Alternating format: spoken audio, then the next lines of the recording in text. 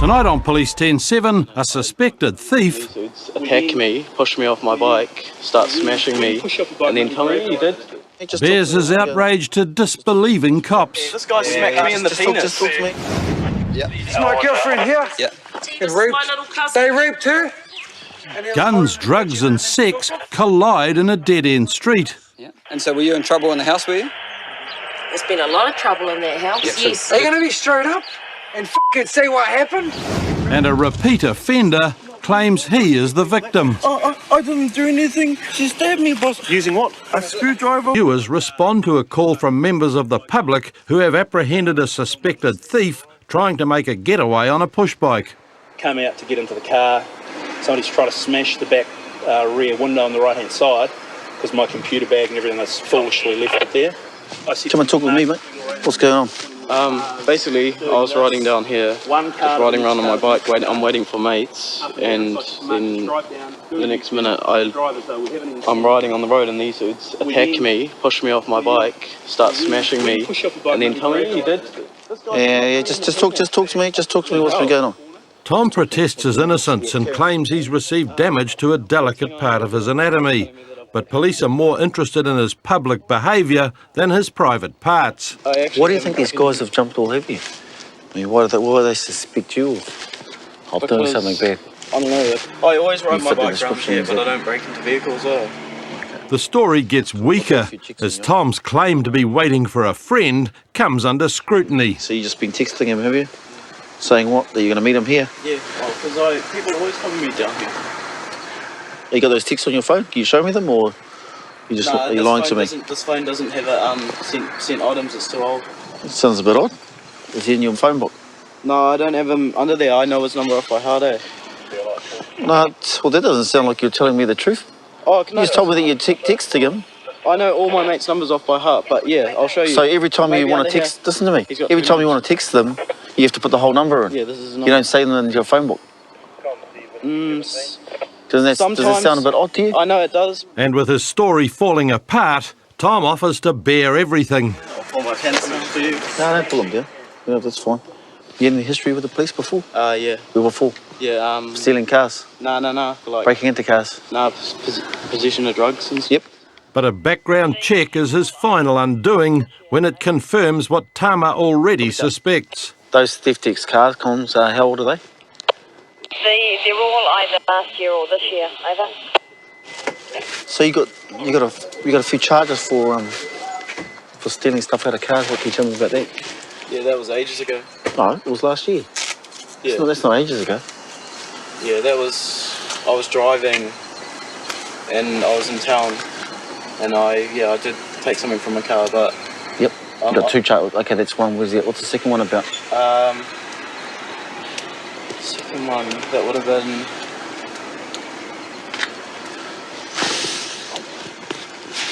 I think that was in like Epsom. Yeah. With a history of car thefts and eyewitnesses to tonight's escapade, no one really believes Tom's claim that he's innocent. You've been seen peering into the window of several cars along here. What do you got to say about that? It's fully understandable that they think that that's what I was doing. That's what you were doing. No.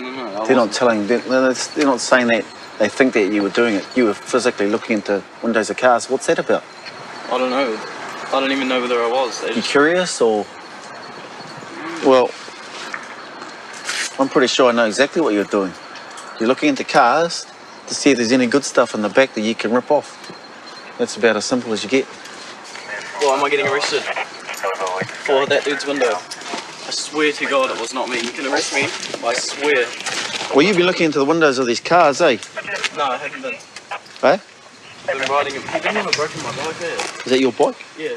The informants have thrown Tom's bike over the fence to stop him escaping, and it's going to stay padlocked to a tree until he can retrieve it after a trip to the station. So they're not getting arrested for attacking me. What's that? They're not getting arrested for standing on my They're pants. just detaining a criminal. You'll be arrested in a second. We'll give you some rights. For what? Hey, preparing to commit a crime.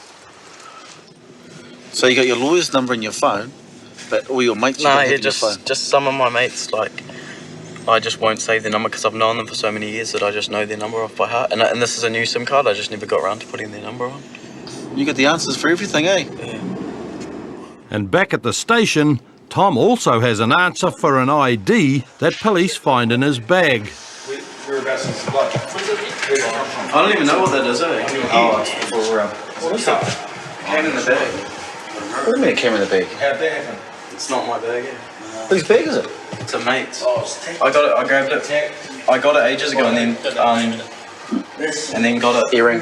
Come out. Despite their enthusiasm to help police nab the suspect, the witnesses failed to keep in contact with the police and Tom's charges were later dropped. The male that's on the phone to us from 14 is refusing to speak to us. He's abusing and swearing at the call taker, refusing to answer any further details. It's Thursday afternoon and Avondale constables Martin Bailey and Wei Lee are responding to an urgent call about a man smashing up his neighbour's windows. Another female heard screaming in the background. The frantic neighbour is on the phone to police, but it's unclear whether the alleged offender is still at the scene. Comms, can you confirm if he's still at or is he off on Hendon now? He was on foot heading towards the park. He'd gone through the walkway or headed towards the walkway at that point. Informant's refusing to tell us any further details as to whether the person's still there or not. Still currently abusing call taker. The informant is wound up and not making much sense, but eventually Comms finds out his name and it turns out he's well known to police. He's like a tall cork, he's quite skinny. Yep. He's a drug user. And he's just saying that he's going to shoot every policeman that comes to his door. The informant's name is? Affirmative. 131. That's where he's got links to. If this male does not go to jail this time, he's going to shoot every policeman that comes to his door. With a history of drug abuse and the potential for violence, the situation is becoming dangerous. There's a few threats being made. Sounds like the informant's threatening that they'll shoot any police officer that turns up. So just in light of that, we've got a detective unit on the way, they're armed, and Comms is advising the senior sergeant, who's also armed as well. We're going to be meeting them at a safe arrival point just down the road from the address. On the way to the safe arrival point, they pass the road where the offence took place, and Martin spots a car leaving the street. That Toyota Corolla station wagon just pulled out, going your way, AT, looked a bit dodge. Another unit is dispatched to check out the car they've just spotted, and Martin and Way are the first police to get to the safe arrival point. They've gone and set an SFT for Eaglebit. Going here. They could possibly be in the car that call taker's name. Hi, did you see anyone dodgy in the park, run through the park? There was a couple of guys that went through, one with a jumper over his head and one with like threads. Was that just now? Just right now. And where have they gone? They were cutting across the going back towards Hendon. Yeah. Yep, okay, cool, thank you. Can you have a description of what we're looking for? Time is of the essence, and leaving armed detectives to deal with the allegedly armed informant. Comms AVI 10-7 in the park and nil seen at the stage. Copy. Martin and Way try to catch up to his window-smashing neighbour before he gets away. Basically what was reported was this person who was smashing windows has come from an alleyway over here which leads to his street, and it was reported he was coming this way towards the park, but he may have left in that vehicle that we saw as we went past the street. Wait, do you want to just check with that couple up there in case they've seen anybody? Yeah. What does it look like? He's about my height, maybe a bit taller, skinny guy, Caucasian, late 20s I think. What's quite good is Way speaks Cantonese and Mandarin, so he's really good with some of the local occupants of the area, so they may have seen something. They just saw the guys, the blood was bleeding on their arms. They're just walking on Richardson Road just like 5 minutes ago. Oh, okay, which way? Up? Out of this alleyway here, just turn right on Richardson Road. Okay, I'll go and... Quite matched the description because that guy, he wasn't with anybody. Caucasian guy, was it? Yeah, by himself? Yeah, by himself. Okay. Just on the area. Just have a chat to these guys here. Hey, guys. Right there. No. With the thing on his hand. Oh, that guy there, is it? Yeah, that's it. Yep. Wait! Comms, have you? Finally, they've got the offender in their sights. Comms from AVI. Probably carrying you doing your description. The informant wouldn't give us any details. Here comms, it's AVI. We're just going off with someone in the park. G'day, mate. Do you want to have a word to us? Yeah, just in my street, please. Police have been searching the surrounding streets, and in a nearby park, they've just come across Ryan. Yeah. Hey, show us your arm, mate. Do you need an ambulance? Yeah, I need surgery, bro. Do you? Oh, let's have a look, eh? Let's have a look, eh? And with deep cuts all over his arms, police are sure they've found the window smasher. But Ryan is making some serious accusations of his own. Comms AVI, yeah, it's definitely him. Just coming out into it now from the alleyway from the park. AVI, you come to RS code. Just going into it from the park now, just following him. So what's been happening? Just raped my girlfriend, me and something else. What happened? You raped my girlfriend. How do you know that? Just stay there. Just stay there. I'm not going to hurt you. Yeah, show us your arm, eh? Just show us your arm, eh? Because you might need an ambulance, eh? Yeah. Oh, yeah, just stay. Receiving. My mum's coming to my house. My So- workmate. Yeah, well, let's walk down there, eh? Where's? This guy here just raped my girlfriend. Yeah, well, let's go down here and have a chat, eh? Screaming, naming. Yeah. Did they leave in their car? They're in the house, I think. They're in the house? Oh, they when they were trying to open the Were door. they in a? There's like 20 of them in the Yeah, house. yeah. Were they in a She car? was Did they have a screaming. car? They had 4 cars. Yeah. And this is your girlfriend here, is it? That's my girlfriend here. Yeah. And raped. They raped her. This guy. Hey, wait. You just have a chat to her. On top of all the other accusations, Bonnie is claiming she's Ryan's cousin as well as his lover, so police split them up to try and get to the bottom of this complicated situation. How much you had to drink today? 3 cans. that's 3 it. cans. Yeah. I came home and How much blood have you lost, mate? quite a lot. Quite a lot. Okay. But Ryan's emotions are getting the better of him, and it's not an easy situation to deal with. What's your Is he address? home? Is that guy? Hey, Is he home? just talk to me. Is he? Hey. Are they taken off? That's what I said before, Come Aaron. here. Hey, Why are you over there? hey, just talk to me. I said they'd taken off before, okay? All right. And you're making some pretty serious allegations about what went on Rape. earlier. They raped. They raped her. They raped this woman right here. She was screaming in the house. Is this true? Not today, but previously. What the f? Have Why you were you in the spoken? Have you house spoken to screaming? police? Have you spoken to police about this? I'll speak to my lawyer. That's you. That's off. Off out of my Stop it. Calm down. just calm down. Right. No, just calm down. Just talk to me. Just calm down, man. We're gonna get your arm looked at. All Why right. you get this guy arrested? Yeah. Okay. Well, we can. Smoke, He's please, done nothing wrong. Done nothing wrong. Please, It's why fine. not We had a smoke? report that he was smashing some windows. That's why. No. Hang on. That's why we've come here. That's why I'm we've his come here. advocate. Yep. That's fine. Yeah, I got a text from this guy. Was that just before? Was it? That's He's why done I nothing smashed him wrong. because she I was maintain. screaming Yeah. in the house, and I was like worried, trying to kick the door open, Yeah. and he was holding it, wedging it, and then he took off. Yeah. There was about 4 guys in the house. Yeah. And so, were you in trouble in the house? Were you? There's been a lot of trouble in that house. Yeah. So. Yes. Are you going to be straight up and say what happened? Why? Bonnie's evasiveness is only inflaming the situation, so police attempt to separate them again. So we've got units out looking for that car. All right. Where are we, man? Well, they're out looking for it. It took off. It took off before we got here. Okay. All right. But what I want to do is, a woman was screaming out for her life. well, that yeah. I mean, And she's going to detox in the 2 and a half, and I was like, what the f*** are you Ask me doing? questions with it. She just smoke. This is my little She's cousin. not even f***ing helping me, mate. She's Yeah. not even straight Hey, up. hey. You're not. Stop it. you two just stay calm, She eh? that smoke. Come G'day. here. She that smoke. Well, God, stop Wanna talking shit. smoke? She that smoke with me. I know. Backup arrives just in time as John, the original informant, and the man accused of raping Bonnie, returns to the scene and is immediately questioned by police. He just smashed through my windows, mate. Don't hey, let go of me, man. Yeah, I want you to stand there. I haven't done anything. I have not done a thing. I am thinking how these girls trying to get my windows replaced. But John's presence is only inflaming the situation. We've done nothing wrong. Everyone calm down. I'm calm. I don't need this shit. Gee, I need this shit, gee. Ambos are on the way. I don't need this shit. Just- Here's my family now. Yep. You've done nothing wrong.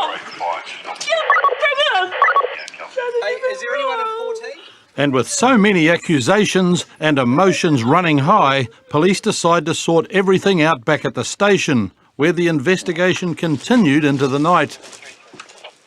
Because John threatened to kill police, his house was searched and drug paraphernalia was found. He was convicted of possession of instruments for drug use and threatening language and received 2 years intensive supervision. Ryan suffered serious damage to his arms and required nerve reconstruction after smashing 16 windows at John's house. He was convicted of willful damage and received a 1-month prison sentence. There's a male beating a female in a car. He's punching her with fists. Male got out of the car because another male approached. It's Saturday afternoon, and Avondale officers Aaron Masters and Murray Eatery have just caught up to the woman who's escaped from the domestic incident. What was the argument about? Just he's been drinking too much and I want to get home with my son. Yep. That's all it is. Drinking too much. Were you drinking in the car or? No, at his brother's house down the road, and I wanted to go because before it gets too late, I want to get my son home safely. Okay. And he wanted to stay and drink some more, and I said, no, I'm off with my son, and he jumped on top of the car. Yep. And he assaulted me when I stopped the car. Okay, how did he assault you? He's hit me twice in the face. The swelling on Susie's face backs up her claim of being attacked, and there were a number of witnesses who also came to her aid. And I've defended myself and I've got him back.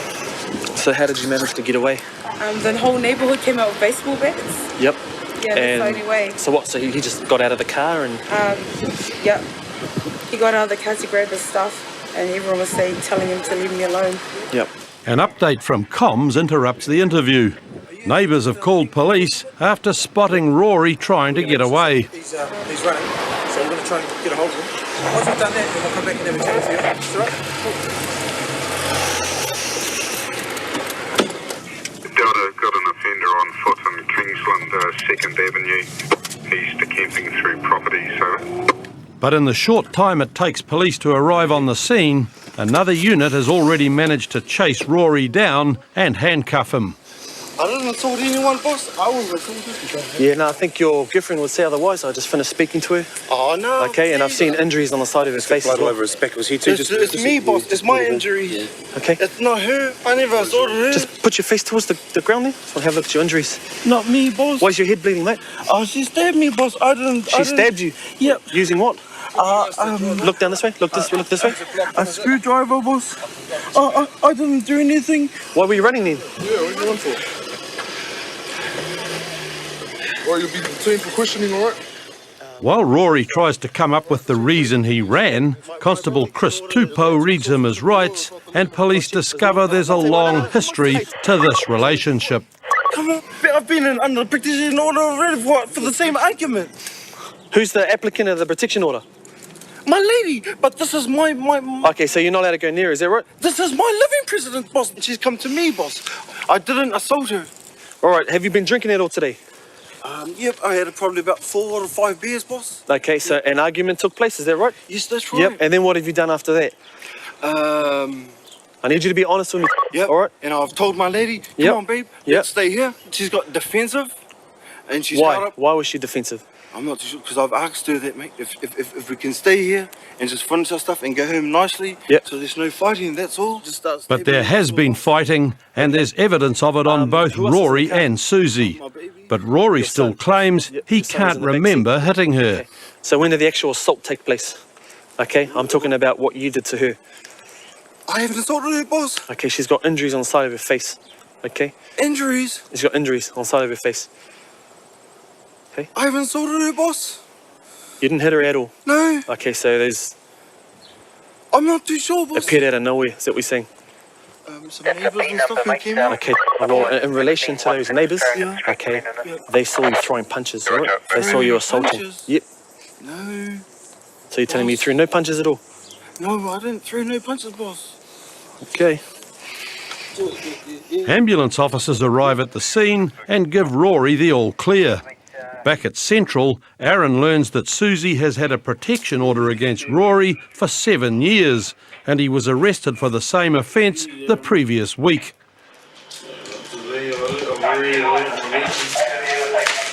You've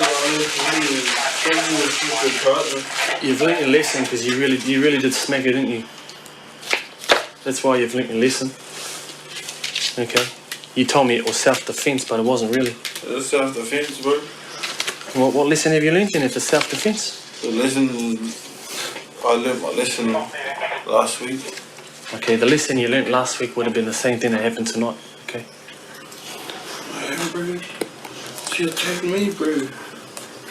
She was protecting herself. Yeah, but how can you protect yourself? Because you're punching her, mate. You're punching her. What's she supposed to do? Sit there and take it? Yeah, I didn't punch you, bro. Okay, well, you tell the judge that, eh? I didn't punch you, bro. But Rory never would have to explain to the judge. When he went to court, the case was dismissed after Susie failed to appear. Next week on Police 10-7, a paranoid thief... I'm suing you for telling false information. So everybody else is just lying. It's just a conspiracy against you, eh? ...uses the law to fight the law. I know my lawyer's gonna f*** you up. Law. There's the cannabis you just got rid of. And Charlie struggles to avoid blame for possession. And this has been found in your car, in a bag that belongs to your little brother who's 5 years old. I find it hard to believe that your 5-year-old brother smokes this. No, I can't believe what... You are not allowed to! Tonight on Police 10-7, domestic violence meets police head-on.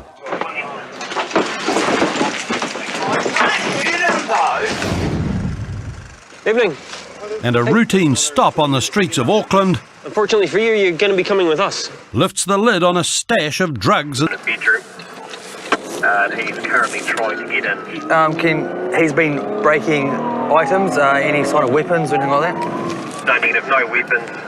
Appears he's throwing things around. He's ripped up Aaron Ford's bed and he's currently pushing his way into her bedroom. She's trying to keep him out. Domestic disputes are among the most difficult jobs police have to deal with. And this call-out for Dunedin constables Reese Munro and Darren Huddleston is going to be no exception. We're just on our way to a domestic involving a female and male. Last we heard is that... Now cut the phone cord or unplug the phone. Copy, not far away. Female's been locked in the bedroom trying to get away from her partner. He's smashing. Last reports he's broken into the room, cut the phone cord. So we'll see what we can do. Copy 10-7. The address and its occupants are well known to police. And when they arrive, they find Gary already waiting for them. We want to find out what's going on. Well, nothing's happened. Well, that's what we're trying to find. You can help. Come out. No, we want to talk. Hey, Yeah. just have a yarn to... Is it? Hi, I'm Reese, officer from Dunedin Police. How are you? Right, what's been going on? I know, you drank too much and started screaming. Yeah? Ripped my bed apart. So you started breaking it up? I smashed her bed. I punched a hole through the wall in my bedroom. I've got scars to show it. I've got bandage here. But I've never touched another female human in my life. Gary is extremely drunk, and in spite of the initial admission, he quickly becomes volatile. I don't mind speaking on myself. I don't mind shit. Come on, mate. Hey, we're here to work away. Through my house. I'm speaking to your partner. You cannot walk through my house.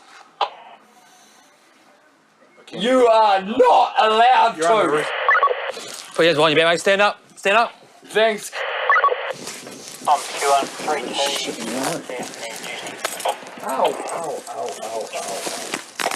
Ow. Right, now...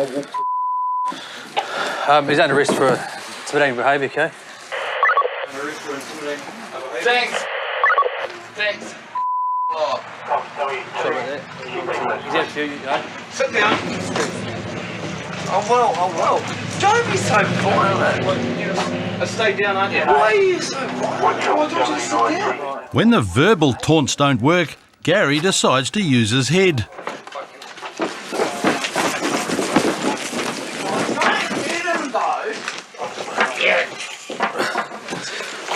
Let's put him in the car, you got him?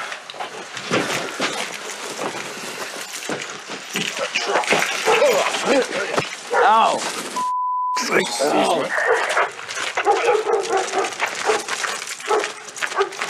Cotton's the one.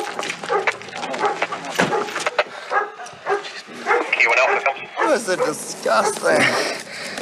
You're worse than the South African police. Hey, mate, we don't take any chances when you've already tried to headbutt a policeman, okay? No shit, I'm not deaf, you freak. I'm not f***ing deaf, you freak. God. God, I hope you can tolerate it, you understand that? I'm not f***ing deaf, you come over forward.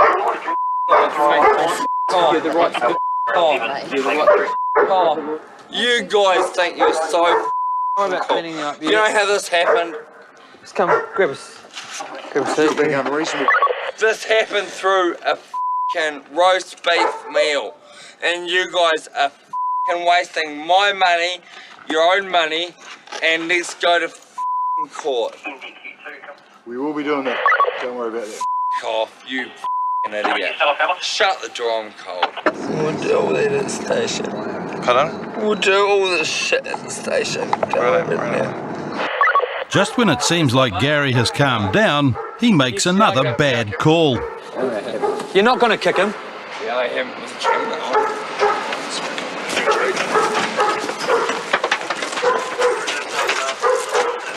This is not the way we want to do it, all right?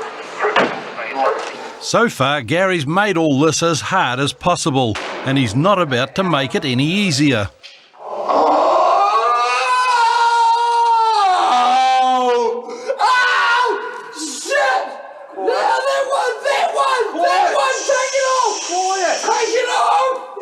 Come on, quiet. We're Take plus. it off! You cruel wanker! Hey. Why did you put it? Look, camera, look. Hey. Look. Nah, don't hide him. Come on, look at that. No, look at that. Look at that. Look at that. Camera, look at that. Look at that. You guys f***ing evil freaks. With the processing going nowhere, the officers decide to take him to the cells to sober up. Yeah, you saw it.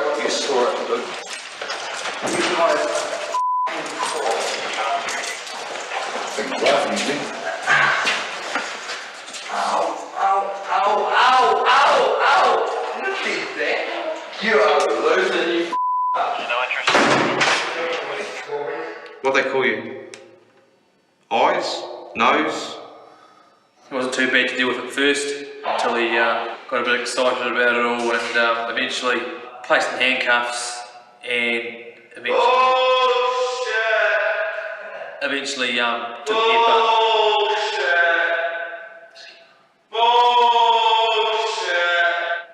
In court, Gary was convicted of assaulting police and willful damage.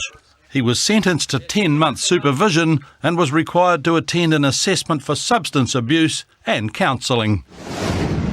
Evening. Hey, can I see your licence? Oh, you don't have it on you? Auckland constables Tony Forster and Lauren Clements have been checking licence plates late on a Thursday night, and initially it seems this is going to be a routine stop. Okay, I'll just grab your details and we'll just do a couple of checks as well. Oh, the car comes back to a female's name. Just, oh, your girlfriend, okay. What's her name? Okay, good. And you said you're on curfew. Well, what time's your curfew start? 9 o'clock. At 9 o'clock it starts. All right, stay put, okay? He's breaching his bail. He's on charges for some theft, assaulting police, possession of drugs. So he's supposed to be at his house between the hours of 9 o'clock and 7 a.m. And it's now 9:30, so, and he's pretty far away from, he lives in Albany somewhere, so it's pretty far away from home, so I don't think he's quite gonna make it at 9 o'clock. So we'll be arresting him for breaching his bail tonight. Go have a chat with him. Unfortunately for you, you're gonna be coming with us for breaching your bail conditions. Okay, you're supposed to be home at 9 o'clock at night. It's now 9:30 and yeah, but you're pretty far away from home, bud. So you're looking at what, another 20 minutes to get out there at least? Yeah, and you're cruising around these streets here instead of just jumping on the motorway and going home. Okay. Because quite often they have it gets blocked up on the feeder there. So Oh, yeah. Gotcha. So what I'll have you do is just switch off your vehicle. Is it all right on the vehicle? Well, we'll park it up for you in a good spot, okay? Marty's shortcut to avoid traffic has already got him into a whole lot of trouble, and things are about to get worse.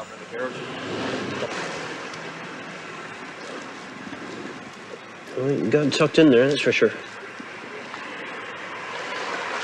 What do you use that for? You don't know? And as if the P-pipe isn't bad enough, Tony's search of Marty's car reveals more incriminating evidence. Yeah, I've just gone to move this gentleman's vehicle. Just going to pull the chair forward to my position and pull this bag out containing, as we can see, there's an absolutely huge sum of cash here. All types of denomination, hundreds, 50s. Yeah, we're going to be making a lot more inquiries into relation where this money originates from. There's a few $1,000s in there, man. You're rolling around with, I don't know, quite a lot of money. You have no idea about it, huh? What's it? It's not illegal to have money, is it? No.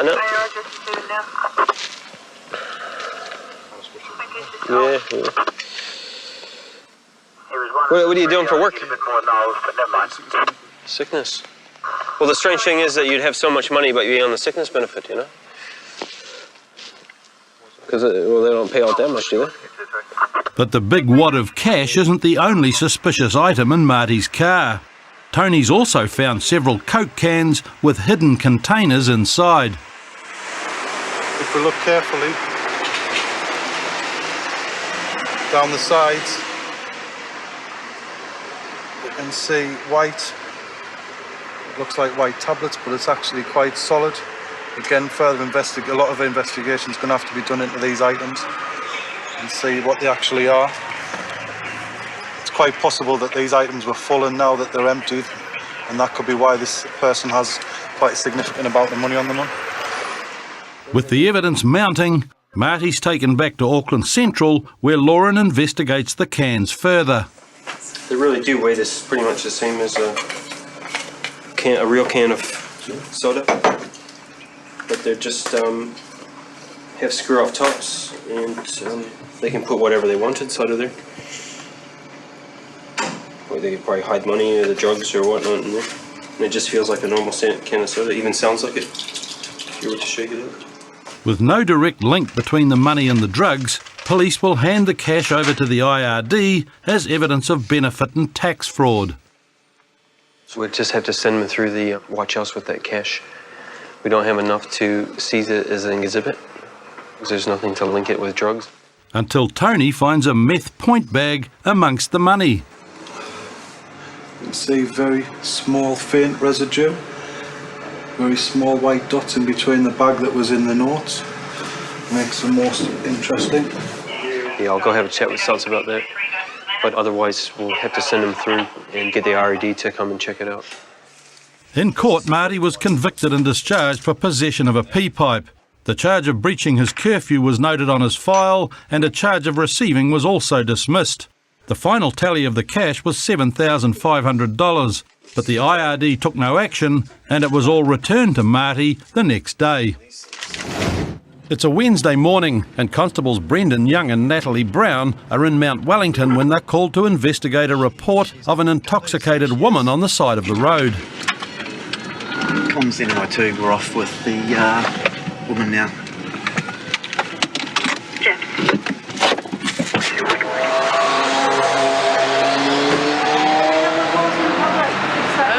Had a couple of calls from the public. They're a bit concerned about your welfare. Are you intoxicated, eh? You're a bit drunk? You had a bit to drink, have you? Okay, what's your occupation at the moment? What's your occupation at the moment? I don't have one. Do you want to benefit at all? Do you want to benefit at all? No. Members of the public are a bit concerned about you walking out onto the road. They said you're staggering all over the road and you're a bit concerned about you getting hit. So how are you going to get home? Walk. Walk? Yeah. All the way to Otahu? Yeah. Okay. Would you like us to give you a ride to Otahuhu? That'd be nice. Susie is only just able to appreciate the free ride, but police aren't so happy when they hear her record. She's just flagged for family violence, possession, carries knives, offensive weapons. She's known to us, she has an alias. I'll just give her a quick search. Have you had a couple of drinks? Yeah, but have you had a couple of drinks? Yeah. Yeah? What's that? Yeah.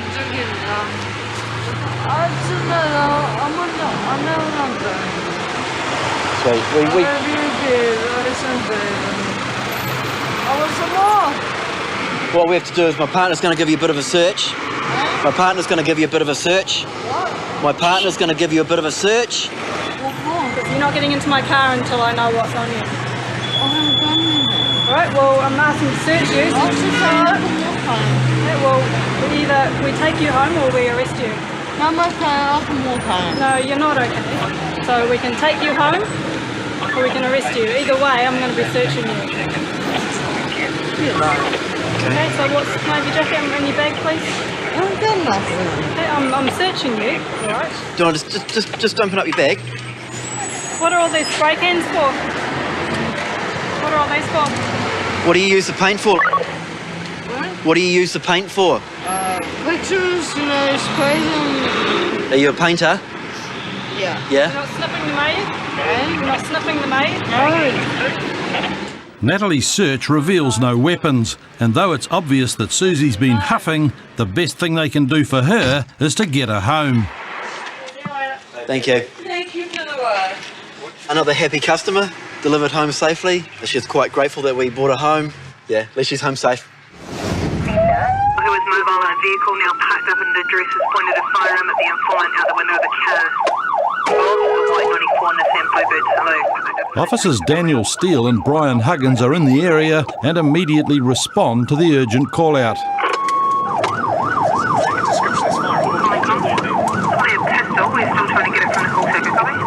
Somebody's reported that somebody's pulled up in a car and pointed a firearm at them. So we're just going to head down there. We're going to a safe forward point first, where we'll be armed up with some weapons. But the officers' response is slowed by heavy traffic, and the Eagle helicopter has similar problems. We're going into about a 50-knot headwind now. Eventually they arrive at the safe arrival point where Acting Sergeant Alex Nicholson distributes firearms. And comms relays the last known movements of the offender. Male has walked up to the address. The offender has come out and started talking to him. That male has now left on foot, but the offender and the offending vehicle are both still at the scene address. The offender is still a male poly with a white t-shirt, white top on, blue shorts, and aged in his mid-30s, according to the informant. Copy that. Let's have the officer over here. Can you have the informant come down upstairs, please? Roger, the call taker's been advised. I'm just waiting for Eagle to go 10-7, copy? Yeah, Roger. With the Eagle helicopter now on the scene, the informant gives police an account of the offender's alarming behaviour.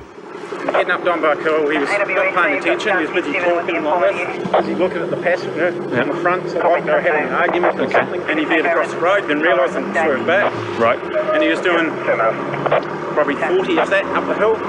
So I just went to go around him, next minute his window was coming down and he's just out the window like this with the gun. Oh, okay. What sort of gun, mate? Semi-automatic handgun. Semi-automatic handgun. Yeah. Did it look real or what? Hard to tell, I wasn't really paying attention and I was sort of number 3 Carlin Way out the window and that's a gun. Okay. As darkness falls, Eagle sights the offender and guides the ground crew towards him. You have a large male white t-shirt just at the boot of the vehicle. Just walking back into the house. Okay, the plan is we're going to head down there now. We're going to try and give him a phone call. We've got his phone number. Ask him to surrender himself peacefully. Come out and we'll deal with him, then we'll clear the address from there. Eagle from home. Good. The male still sitting on the front doorstep? Need him. AWN answer phone only on the cell phone. But with no one answering the phone, they close off the street and get a final report on the offender's location. We've got one unit who's going to block off the road. There's another the other side, so the road will be clear from traffic. Then we'll head in with the sergeant and the dog, and we'll make sure that the male comes out of the address. Eagle is just floating up ahead. They're giving us updates. Eagle down 5. So we should be able to approach the address reasonably safe from there. Copy that. As police close in, weapons are held at the ready. The wrong time for neighbours to get curious. Just hold there, please, mate. Just stay inside. Thanks. Come through here. Go ahead. Yeah, the cells on it. East side, going to make the approach. Come in now. Position. Data Eagle, you got a guy coming down the right of way from your left-hand side. With Eagle guiding them from above, 3 officers armed with pistols and rifles make a tense approach. Oh, please! Get down on the floor! Get down on the floor! Stay on the floor!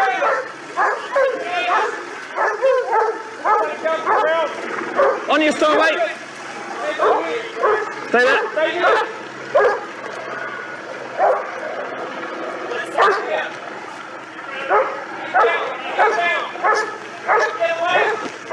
Everyone out! Come out, please! Out here! Lay down on the ground.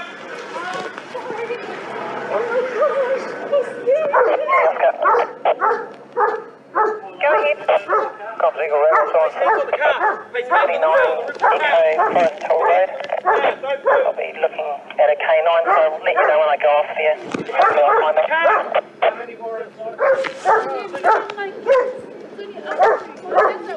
Put your hands on the roof of the car. Mate, have you changed your t-shirt from white t-shirt? Oh, I had a white shirt, yeah. Yeah, I had a white shirt. Place your hands behind your back here, bro.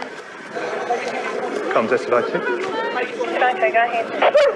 Yeah, we've got the offender out the front, no problems with that. We've got the main guy that we're after. He admits being the guy who had a white t-shirt on, and that was the guy we're after, so... Go ahead. We sorted.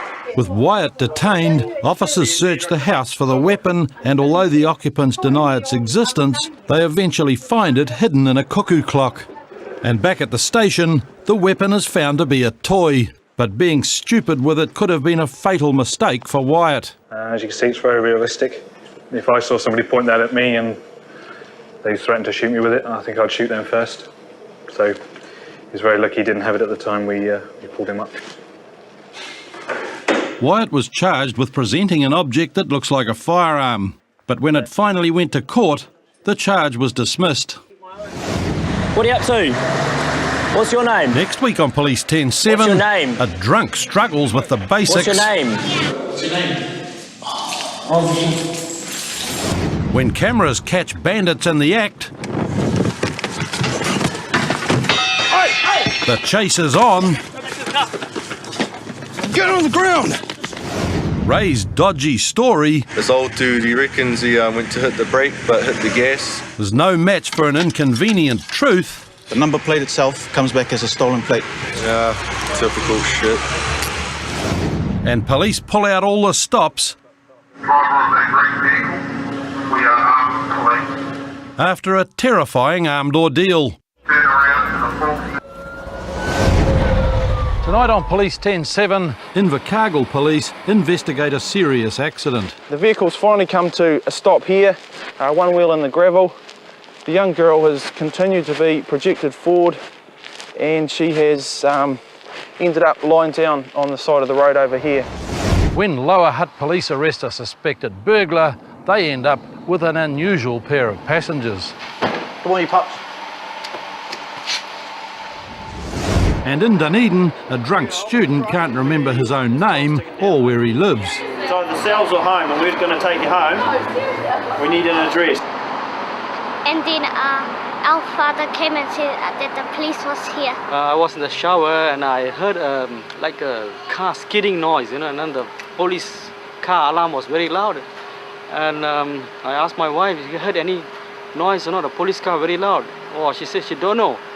And then after shower, I came around and I saw the police car here on my driveway. The incident that disturbed Paul's shower and his kids' video had started when Constables Pat Thomas and Brett Polglaze spotted a suspected burglar police had been trying to find. Just in the car that we spotted as we're doing that 3T.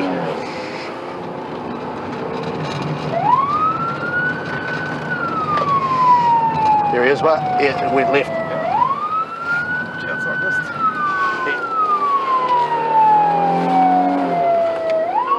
Up ahead, the guy they're after has turned off the main road. but he's picked a no-exit street for his escape. Keep going, mate. There he is. And that's why he ended up in Paul's driveway. You stand down on that comms, we're trying to track down a car.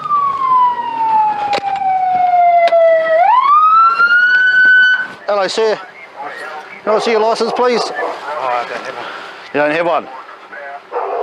What do you do to drive if you haven't got a licence?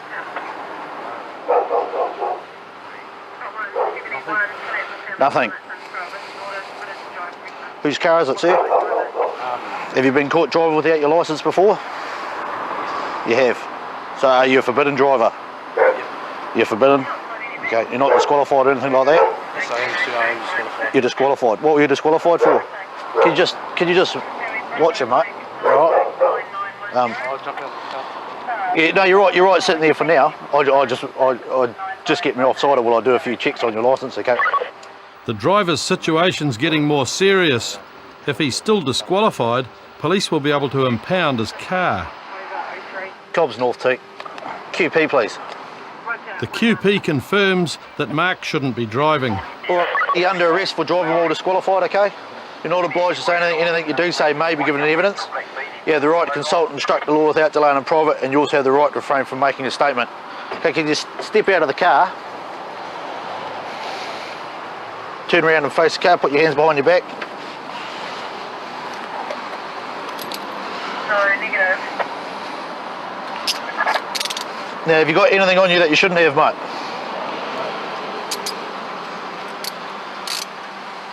Excuse me?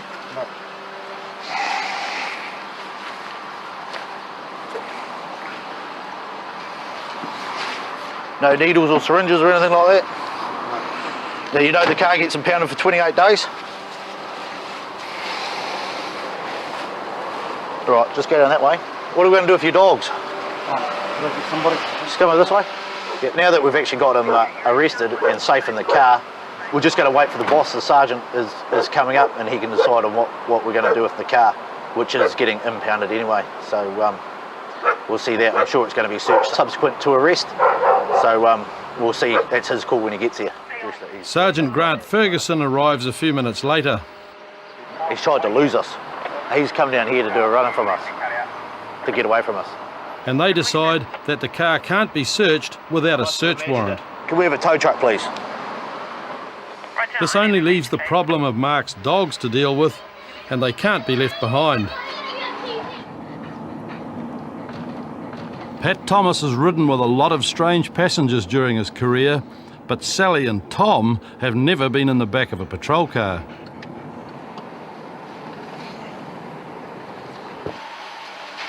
Come on, you pups. This way.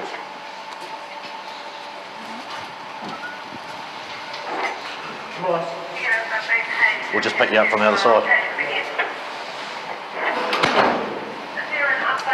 3 in the can, mate. 3 in the can. At Lower Hutt Police Station, Mark's put through processing, and Pat tries to find somewhere for Sally and Tom. In there. Get in there. Come on. Get in there. Come on. Hey, that way. Come on. Hey, come here. Come here. Come here. Just a sec, mate. Can you just get the pups in there, please? Come here. Yeah, see this. Cheers, boy. Come on. Oh. Good girl. Good girl. Cheers, mate. Do not forget about them. While Pat's been dealing with the 2 dogs, CIB Detective Dominic Hayden's been out to get a search warrant for Mark's car, and it doesn't take long before police make their first discovery. Hide. That's what was found underneath the seat, and we'll take that away and have a closer look at it.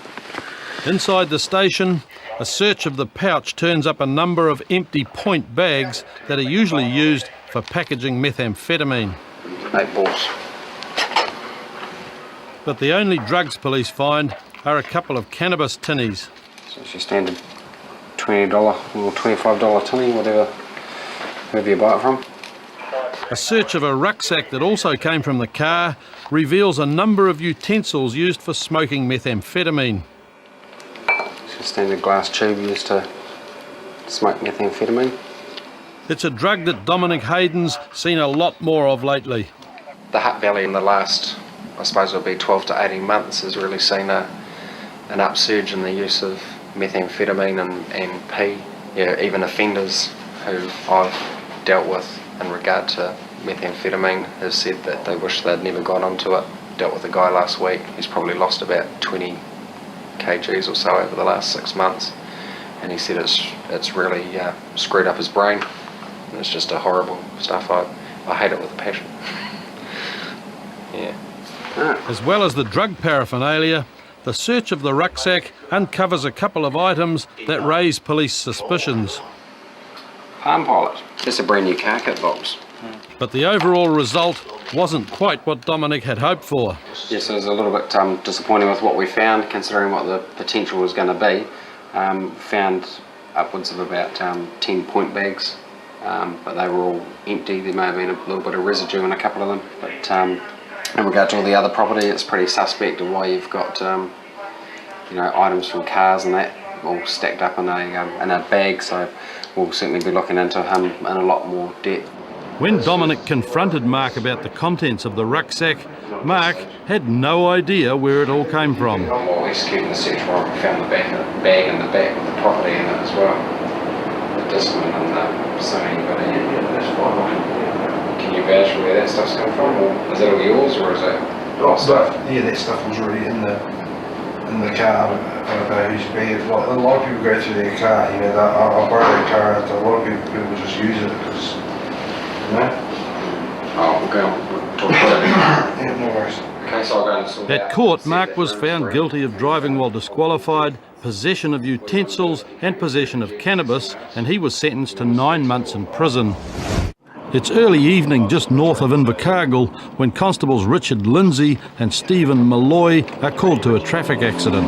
Yeah, we've been called to a car that's hit a 8-year-old child, unsure of. Well, we know the child's got a broken leg, ambulance is on the way, unsure of the speed of the vehicle at the time, so we'll find out when we get there, I guess. At the scene, people are attending to Sharon, the 8-year-old victim, and the elderly driver of the car is trying to work out how it all happened. Right in front of me here. Okay. Were you driving, were you? I was driving, yeah. Okay. And I was just coming along here and this little girl just ran straight into the... As Richard takes the driver back to the patrol car for an initial statement, ambulance officers are trying to work out what injuries Sharon has suffered. Squeeze my fingers. Squeeze my fingers as hard as you can, both sides. Go. You won't hurt me. Good girl. Right. Well done. Okay. Can you pull your foot towards your face? The right foot. Can you pull it towards your face? You pull your foot up. No, this one. Well done. Good okay, girl. and this one? That's a good girl. It's just moving that. You've got an open laceration. Just a laceration here. Initial indications are that Sharon hasn't broken any limbs, and while this is going on, the police investigation is already underway. You'd obviously seen, had you seen the vehicle there and the people over the other side of the road? But I'm not sure if the people were there because the lady come running from here. Okay. I'm not sure where the husband was. Right, but you saw the vehicle parked there? Yeah, as you're approaching? Yeah, I did see a vehicle parked there, yeah. Sharon's father had stopped his car to look at a block of land on the other side of the road, and Sharon had run after him, straight across the highway and into the path of the oncoming car. So you saw the vehicle on the other side of the road. Did the wee girl come out of the door of the car or around from behind it? Okay. Almost in front of me. The ambulance officers now have everything in place to move Sharon, and although she's been given painkillers, this is going to hurt. Just you first. A few more heads. You have to roll on the head there, actually come and put the board under. You let go there. You're going to feel a metal strap to go under you. Alright, it's not going to hurt. We're going to put it under you. You hear it clip together, and then pick you up. Walk you straight into the ambulance. Alright, there's just put it under when we roll her over. Yeah. And you check it back from it. Yeah. Just get you to seal your lips around there and just keep blowing until I say, just around that wee bit there, and just keep blowing until I say stop.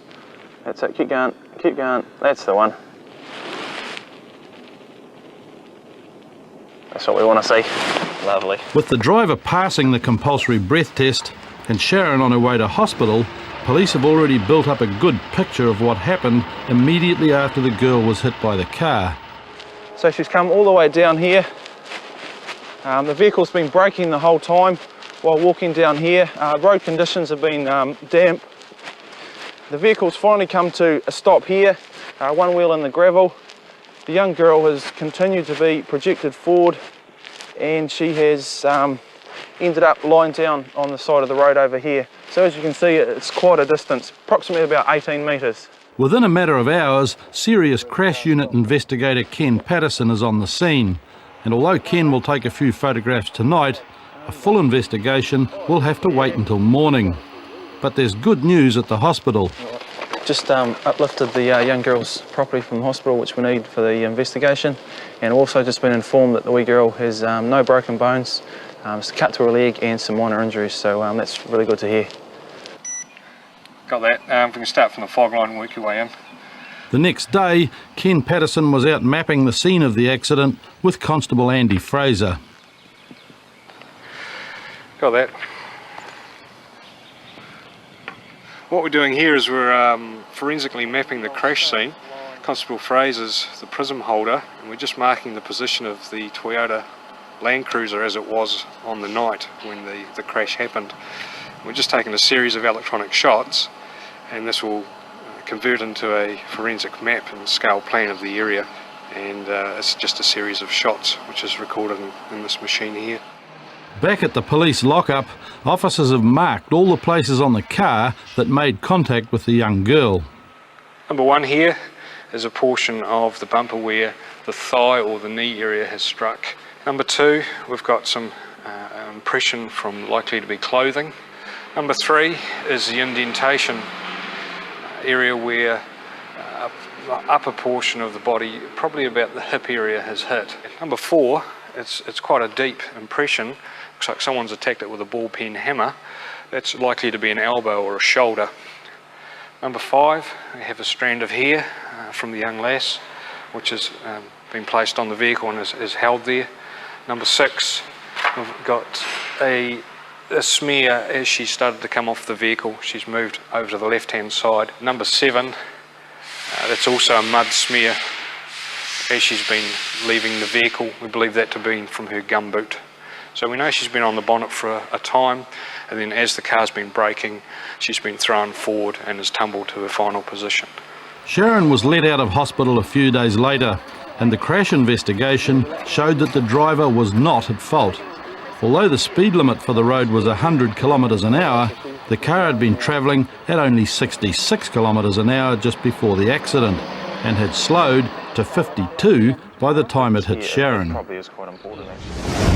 It's Saturday night in Dunedin, and Constables Alistair Gold and Matt Gaze are on patrol. Just patrolling the central city and keeping an eye out for general disorder and anything we might come across. A lot of young people, intoxicated people, and at this stage just general proactive patrolling.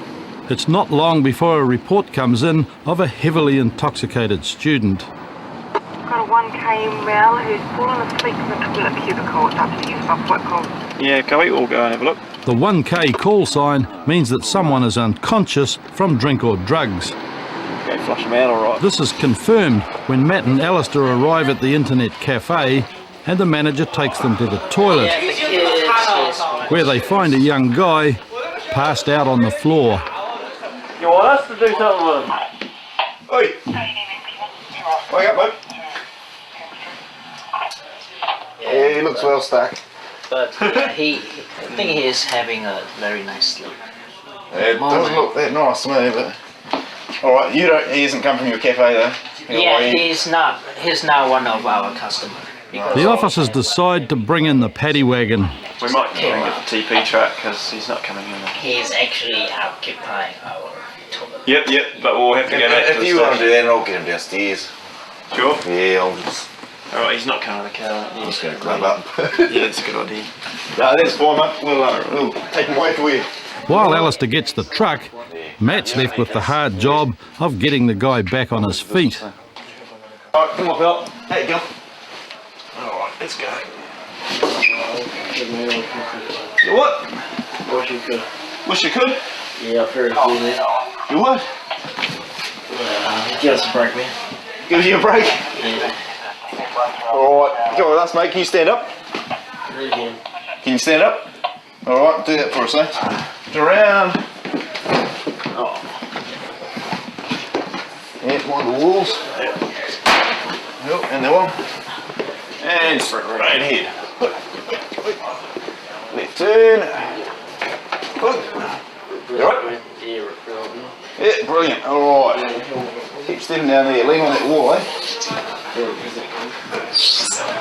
Right, do yourself over here. Go on.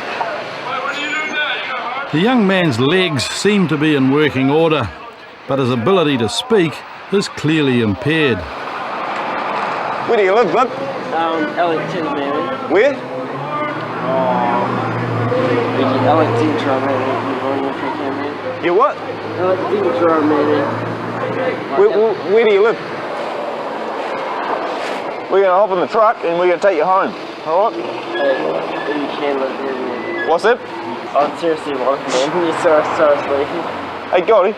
Yep. Can you understand this boy? Where does he live? I'll probably, yeah, I'll show him.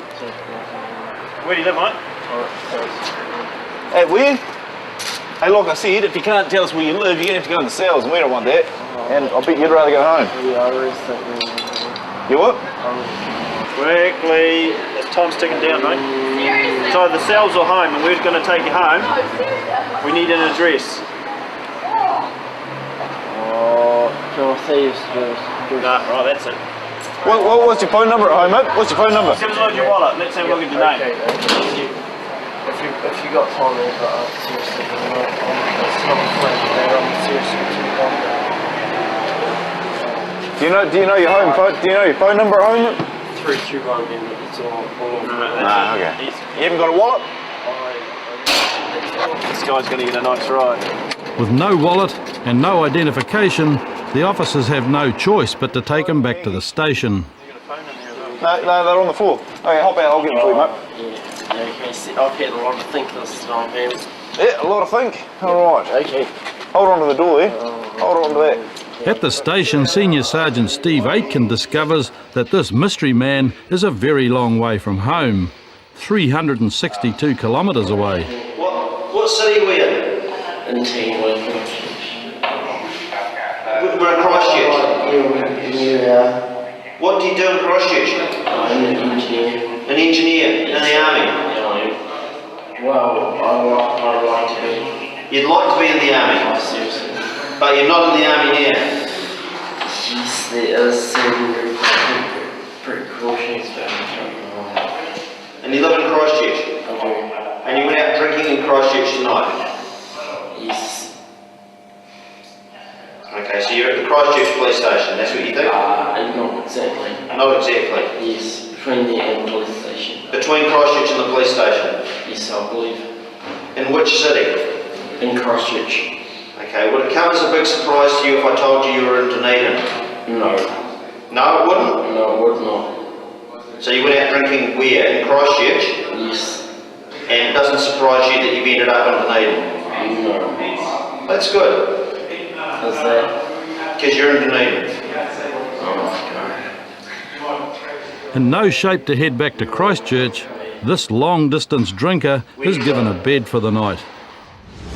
Next week on Police 10-7, a burglar caught red-handed thinks he's been dealt a raw deal. You wouldn't really think that the pigs will get involved if you're going to go steal someone's dough. You wouldn't think the owner of the house was going to ring up and say, "Hey, someone can't steal my dough." An Auckland boy racer gets caught out racing on the motorway. What were you thinking? Auckland police find double trouble at a supermarket car park with a turf war over newspaper deliveries. He said, because I'm just a fucking idiot like you, and then he hit me. And a man teaching himself to drive learns the hard way. Tonight on Police 10-7, an Invercargill burglar caught with someone else's cannabis thinks he's been dealt a raw deal.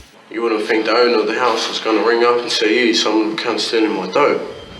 Auckland boy racer gets caught out racing on the motorway. What were you thinking?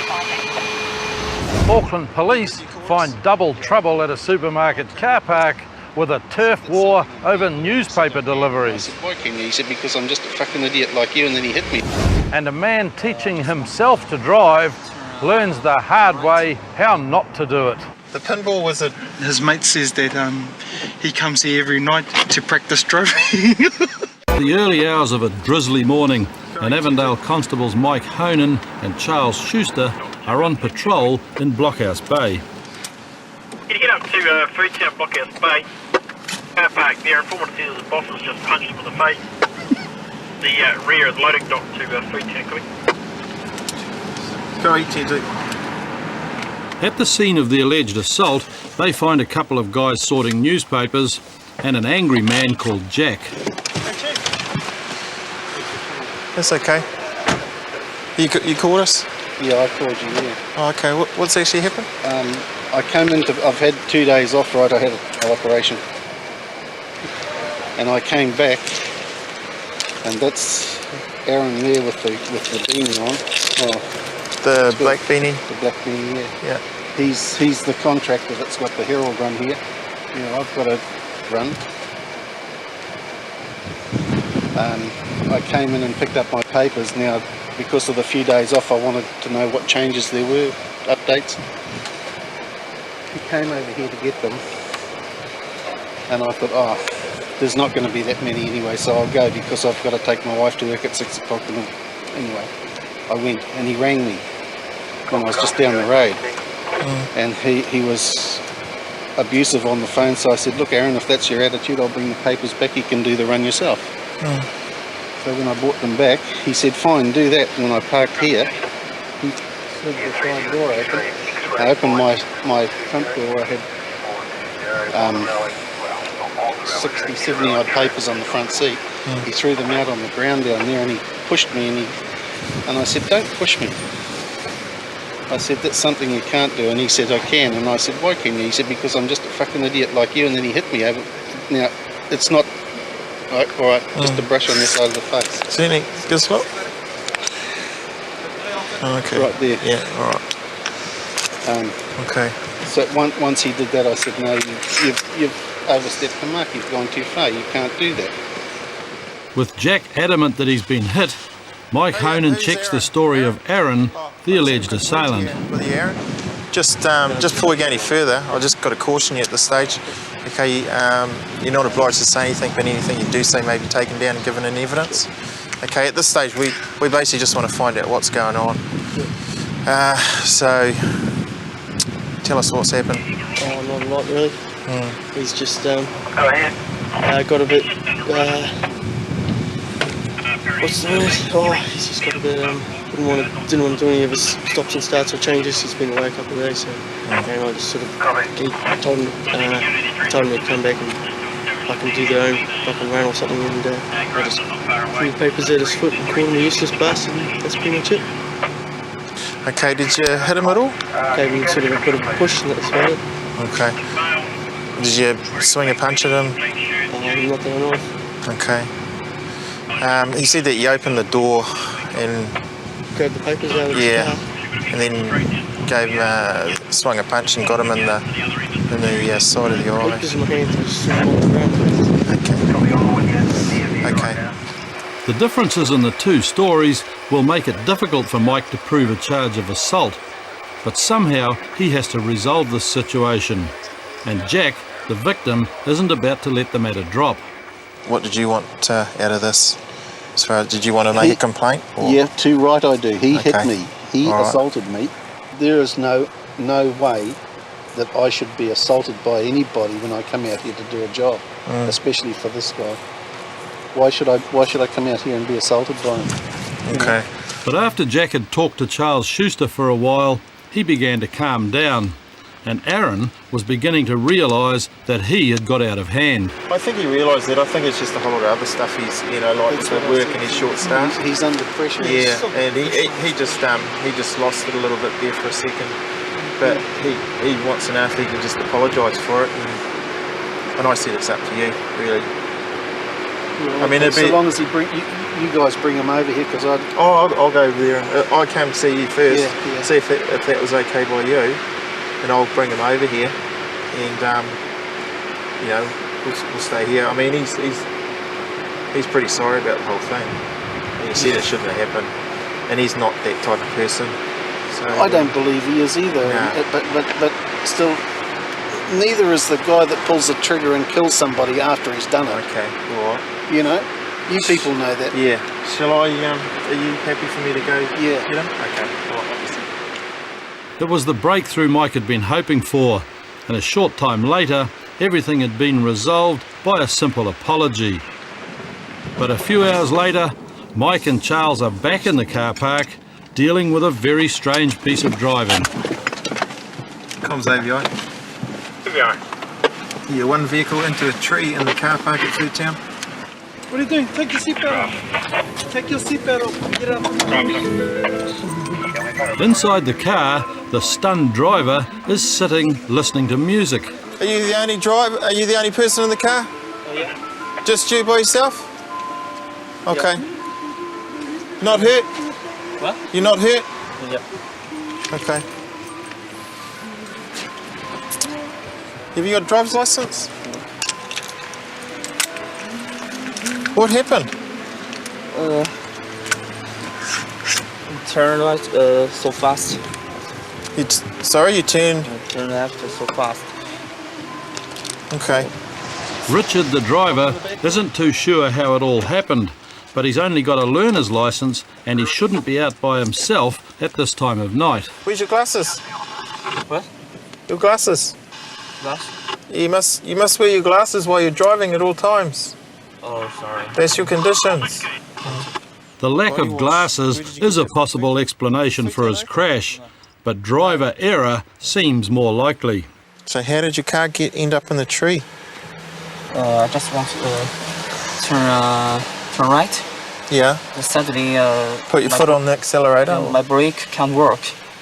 If I put in the brake, yeah, like so fast, the faster. As any driver knows, the only time your brake makes the car go faster is when it's really an accelerator. And it appears as though Richard's made the same mistake more than once. Did you see what happened? Yeah. What? Crash his car. Where did he crash his car? It's the lamppost. What, the power pole further up there? Yeah. Herald distributor Aaron Smith had talked to police earlier after an argument with one of his delivery people. And for the last hour, he's been watching Richard driving around hitting things. He saw it, so... What happened? What happened, he smashed into the lamppost first, then with the accelerator jammed on, jumped back in and crashed into the tree over there in reverse, and then 10 minutes later hop in again and smash into the trees over here, so... Who knows? In spite of all the collisions, it seems that the only damage is to Richard's car. But he will still have to answer for driving on a learner's licence. This is an infringement notice, okay? Okay. You've got to have somebody in the car with you with a full licence, okay? And you've got to have these little yellow L plates on here. Have you ever seen them? Okay. Have you only just bought the car? Have you only just bought this car? Yes. Okay. All right. Do you understand that? Are you a friend of his? Yes. Yeah. Can you just spell it out to him that he's got to have a licensed driver with him all the time while he's on a learner's licence? And he's got to have learner display plates in the back there. Okay? As Mike and Charles leave the scene, they're still having difficulty working out how Richard managed to do it all. He's hit the pole. Yeah. Then he's freaked out, reversed back, hit the tree, and then freaked out again, and then drove him forward and hit this tree. It's jammed the accelerator. The guy said that he could hear the accelerator revving. Oh, okay. And then he's just chucked it straight into gear. The pinball was a... The ironic thing is he's on a learner's, and his mate says that he comes here every night to practice driving. There'll be no more practice for that guy.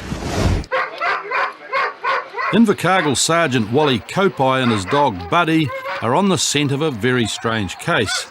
Police have just arrested 2 guys for burglary, and somewhere around here they've dropped the loot as they tried to escape.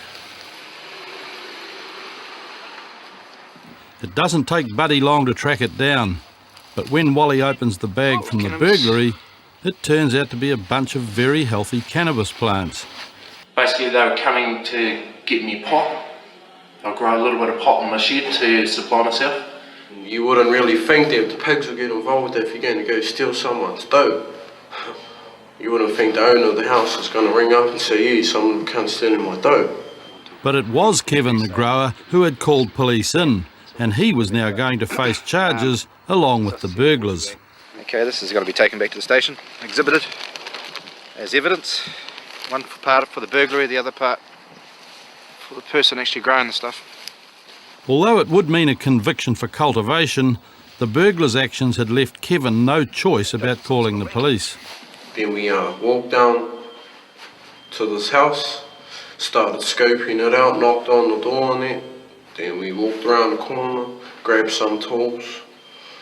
Then we went back and he was home. I see these 2 unusual looking characters down the road, so I thought I'd do a round the block trip because I had my suspicions. Then he reversed off, took off, bro, and then we just about to go in there, raid it. And then as he come back, so we keep walking down the street. Came back and noticed that they were just walking past my house when I arrived back round the block. And I thought, that's unusual. Rushed inside, told the wife that, to keep her eyes and ears open, there's some suspicious people outside. Then we went across the train tracks, walked down the train tracks, watched it until he went in there, started smashing open his door, got in.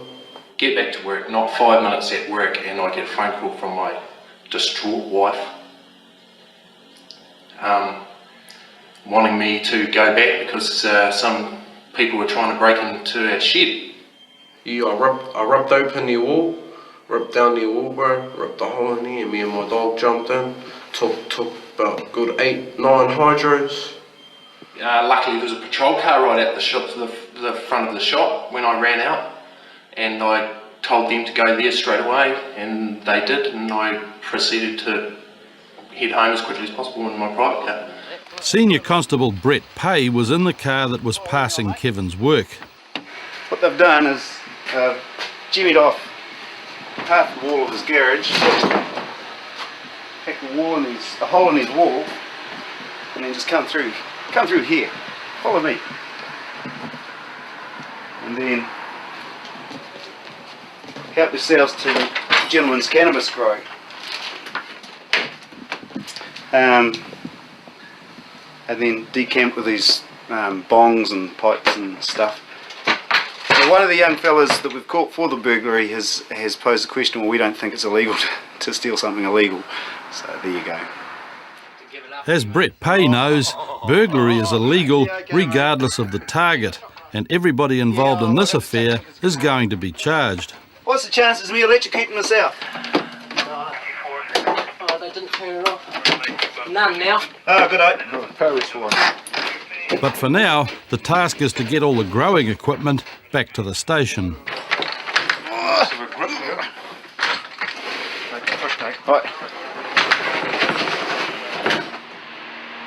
At Invercargill Station, Constable Brett Kingsland has asked Kevin for a DNA sample, and he's consented. So just hold it in there and just swirl a bit of saliva around and just keep doing that. Okay, I need you to push that firmly down on there. Okay, so optically, that's all it does on the same. So just push that straight down like that? Yep. Okay, get rid of that now. Kevin's DNA sample will only go into the police data bank if and when he's convicted. And then the seal. These will all get photographed. Constable Alan Griffiths has been put in charge of the exhibits. Put in safe storage until such time as the gentleman goes to court. And when he pleads guilty, we'll just get them destroyed after that point. When it all went through court, Tim and his mate Jeff pleaded guilty to charges of burglary. Tim was sentenced to 140 hours community work, and Jeff was given 9 months supervision. Kevin, the grower, was given diversion. Constables Alex Grant and Natalie Taylor are in pursuit of suspected boy racers in South Auckland. I've seen a car speeding down the motorway. We're trying to catch up to it. Yeah, it's him up there ahead of us. No, he's cutting into the traffic there. You can see him up there. Those two will be racing each other. As one of the racing cars drives on down the motorway, Natalie pulls the other one over on East Tamaki Road. Yeah, we've just watched you just pulled onto the motorway. Your speed was extremely excessive and I've seen you swap lanes about 3 times in front of me, extremely dangerously, cutting other drivers up, dodging in and out of the lanes. What was all that about? Tell you the truth, with the other boys in the other car? Yeah, another black car at the side of you. Donnie's admission that he was racing the other car means that he's going to lose his car for a while. You boy breaks the rules, give the police powers to seize and impound cars for 28 days that are being used to race on roads, yeah? What were you thinking? The message doesn't get through, eh, bro? You're going at that speed on the motorway, you do one false slip, you're going to wipe out not just yourself, not just the other car, you're maybe going to take out another half dozen with you. Do you understand that? Yeah. But for Donnie, worse is still to come. And I've just got to put the old greenie on the car, bro. Greenie? Yeah. The green sticker means he can't drive the car until he's made it legal and got a new warrant of fitness. Given me a green sticker, pounding my car for 28 days, and I'll be going to court under the new Boy Racer Legislation Act. So, not too sure what that is, but soon find out. Just under the new laws, I've had to raise the suspension, I think it was 5 mil, and change the muffler over to a standard one. This would all eventually lose Donnie his licence for 6 months, but his main worry now was getting home. Yeah, car's just been impounded. Yeah, like now. Okay, so he's on his way. With Donnie on his way, Alex and Natalie are called to an assault outside a bar in Manurewa. 2 males have been assaulted there and one is currently unconscious with head injuries, being whacked on the head. Just come by ambos there at 10-2. The fighting is stopped apparently, but the offenders are still present. Standby. Comms OEI 2 is 10-7 with one still unconscious on the ground. Who knocked the spro out? Some guy here, I don't actually know who. Yeah. Some guy knocked him out. He instigated it. Oh, did he? Pretty much, yeah. Apart from the bouncers' claim that the unconscious guy was the source of all the trouble, nobody else seems to have seen anything. Mate, did you see what happened? No, I was in the office. No. Yeah. G'day, mate. Did you see what happened here? No? Didn't see who knocked this guy out? He came outside and something else got hit. Can you turn me around? Shh. We got the other guy inside. He's alright there, bro. Hey, bro. Hey, matey. Matey. Buddy. The victim isn't stirring at all, although he is still alive. He's still breathing, but yeah, just would like them here quickly.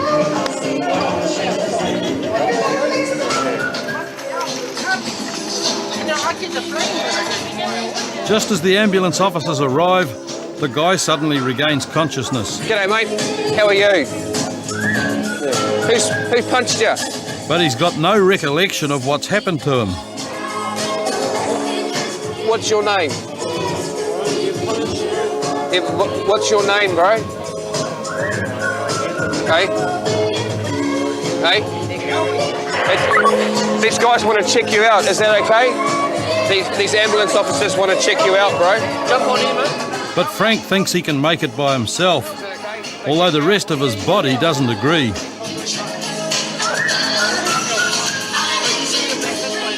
To make things more difficult still, Frank's workmates decide to get involved. No, his mate's been a prat.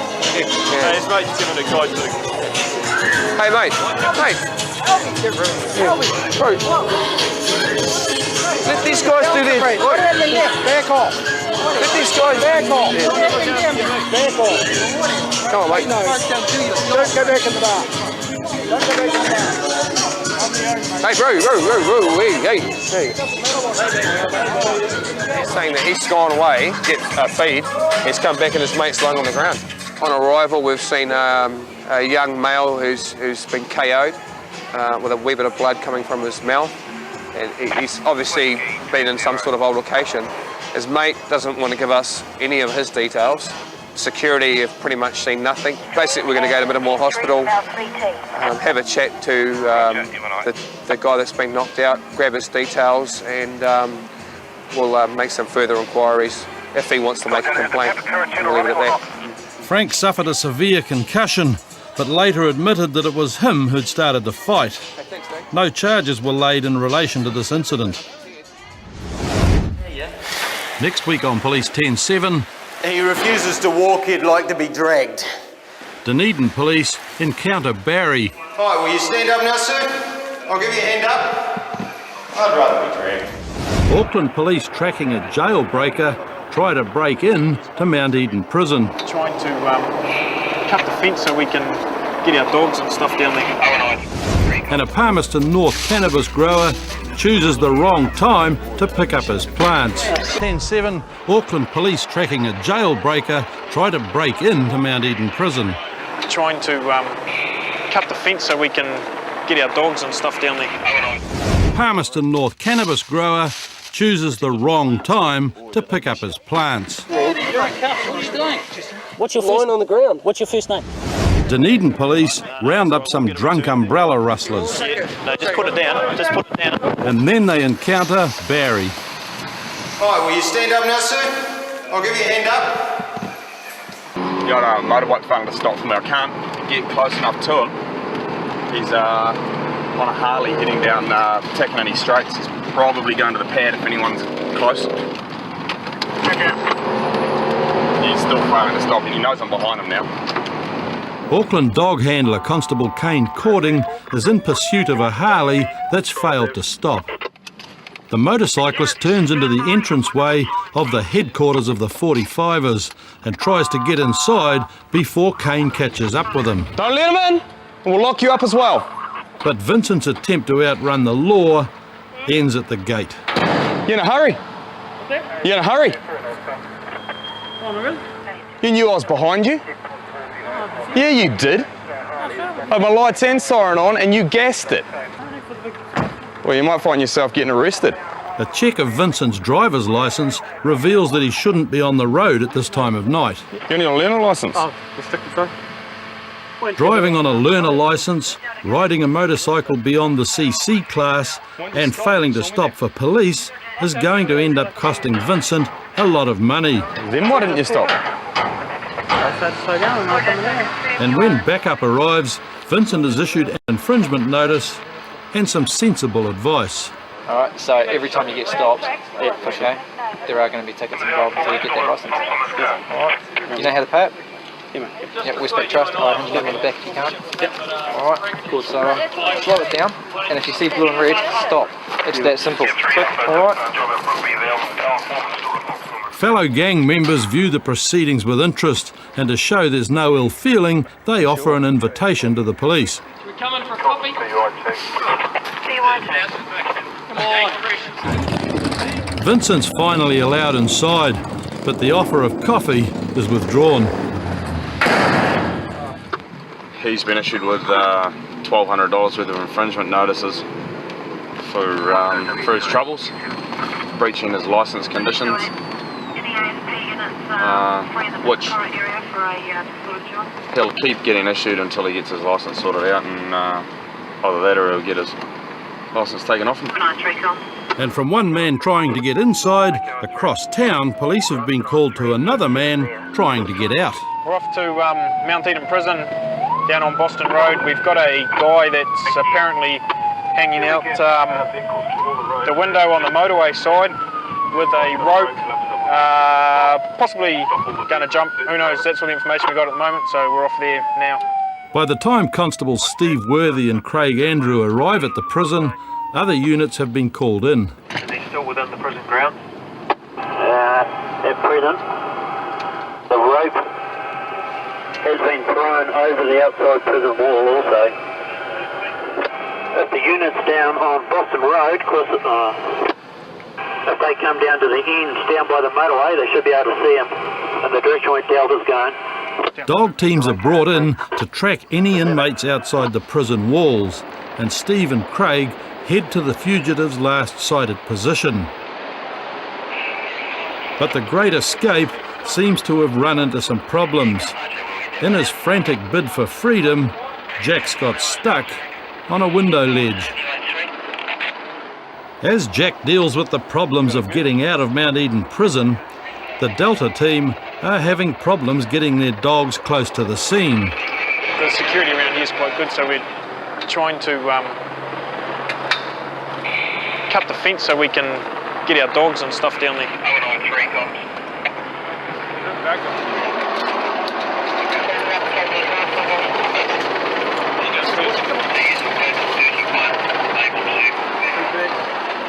Jack's got himself in a precarious position. He can't get forward or go back, and he's hanging some distance from the ground. And the police now have to deal with the problem of getting him down. We're going to need the fire brigade to get this boy down with a ladder. At least the prison guys can get a ladder in from the inside. Right. Yeah, otherwise it's going to have to come out directly where you are. What sort of facility have the prison guards got to ladders or something from the inside? Because he's got himself a real pickle. He either goes back up or he comes over the razor wire where I am. So if they can have a chat to the prison guards if they can sort something out. I don't think he's going to fall off anytime soon where he is because he's fairly stable, unless he does something stupid. Jack seems grateful that he's been caught in the act. Lucky he's got me.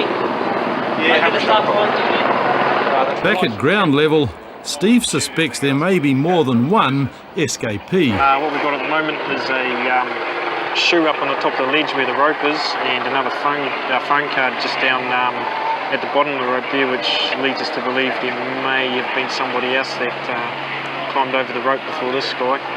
But there's a Delta unit that's run up to the left-hand side there, which they haven't come back yet, so we don't know what the story is up there. But this guy that's up there at the moment, he won't be going anywhere, he'll be going back to jail. He's got nice sunnies on too. Prison staff confirmed there was only one fugitive, and police kept the perimeter secure until the fire service could get Jack down. In court, he was found guilty of attempting to escape custody and was sentenced to a further 12 months in prison. It's 10:45 on a Tuesday night in Palmerston North, and Constables Warwick Denby and Peter Thompson are on patrol. We're after a report where a member of the public has seen somebody getting beaten with a stick. And we've got a couple of cars going at the moment. We're about 2 or 3 minutes away. At this stage, we've had no updates as to what's happening with the offenders or the victim. So until we get there, we've got no idea what we're going to. At the scene, Warwick and Peter find other police units have arrived to deal with a neighbourhood feud. Microwave, drawers, you name it, everything. The kid come over and fucking threaten the kid. Alcohol has fuelled the potentially violent situation, which still continues despite the police presence. Why can't you fucking look at me and tell me in my face? What?